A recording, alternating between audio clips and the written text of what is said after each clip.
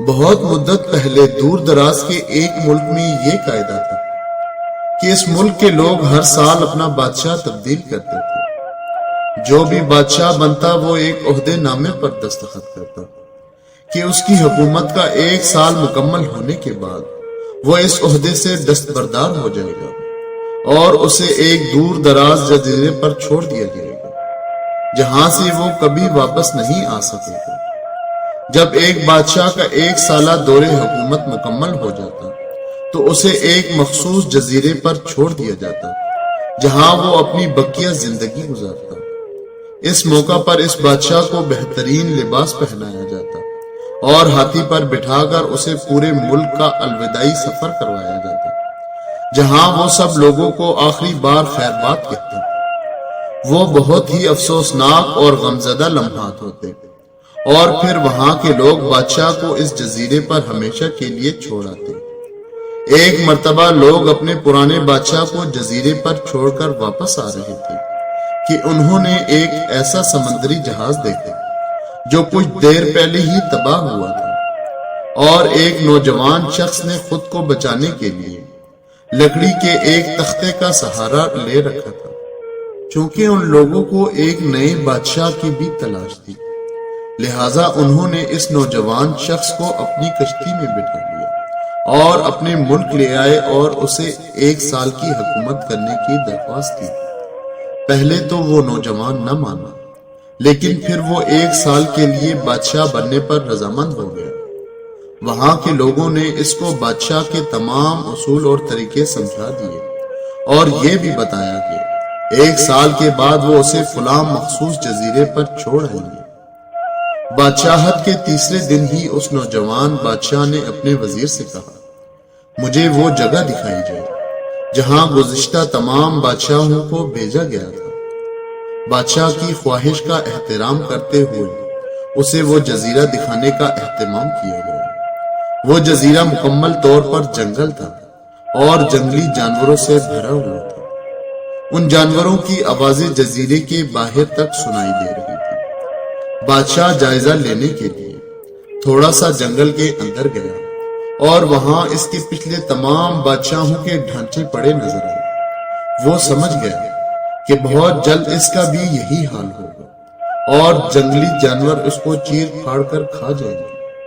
ملک واپس پہنچ کر بادشاہ نے مضبوط و توانا جسم کے 100 مزدور اکٹھے ان سب کو اس جزیرے پر لے گیا اور حکم دیا کہ جنگل کو 1 ماہ میں مکمل طور پر صاف کر دیا جائے، تمام خطرناک جانوروں کو مار دیا جائے اور سب فالتو درخت کاٹ دیے جائے۔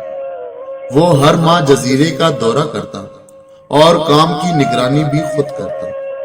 پہلے مہینے میں ہی تمام خطرناک جانوروں کو مار دیا گیا اور پھر بہت سے درخت بھی کاٹ دیے گئے۔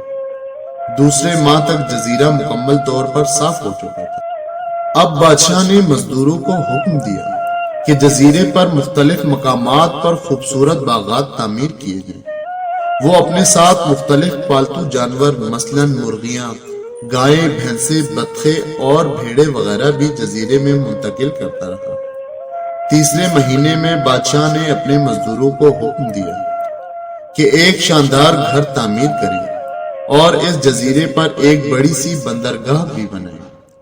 گزرتے مہینوں کے ساتھ ساتھ وہ جزیرہ ایک خوبصورت شہر میں بدلتا جا رہا تھا۔ وہ نوجوان بادشاہ بہت سادہ لباس زیب تن کرتا اور اپنی ذات پر بہت کم خرچ کرتا۔ اپنی بادشاہت کی زیادہ تر کمائی وہ جزیرے کو بنانے میں لگاتا رہا۔